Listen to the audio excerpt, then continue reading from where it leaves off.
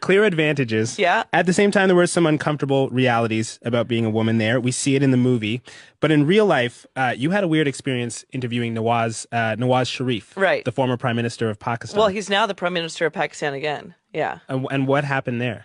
Well, we had first met in person after Benazir Bhutto was killed, which was obviously a horrible time in the country. And we met and we had sort of a funny conversation, where I was supposed to get, I think, 15 or 20 minutes with him, and he kept asking me to ask more questions. And so at this point, I'm through all my main questions and I'm just repeating myself. But, we had like a rapport, and it's always nice as a journalist when you find somebody who's willing to talk to you and answer your questions, who's obviously in a position of power, and he's the head of the opposition. He's also funny, and so we would joke around together. And like, it got to the point where I could call him and I could get comment for stories. And so I would help other correspondents get comments for stories.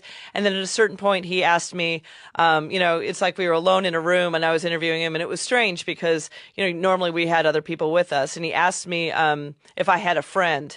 I think that was in August of 2008. If you had a friend. If I had a friend, Okay. do you have a friend, Kim? And I said, yeah, I have a lot of friends. What are we talking about here? And so then he pushes and I go, oh, do you mean like a friend, a special? I mean, the way they use friend over there and they play with this in the movie, I'm like, what are we talking about here?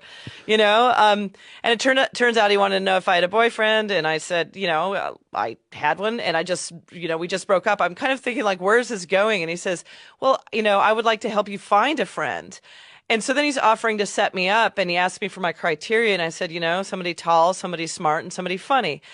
And so he went through those criteria, clarifying them, and he said like he would look, but admitted that tall was very difficult in a country like Pakistan because it is a short people, and I'm 5'10".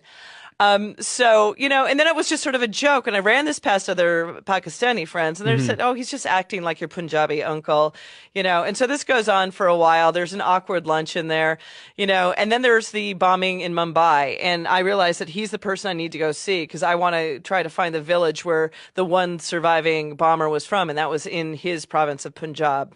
So I went to go see him for what turned out to be the last time. And he had joked about like saying he wanted to buy me a phone. I thought he was joking. He wanted to buy me a phone so that we could talk without the ISI listening to us, which is the, spy agency in Pakistan.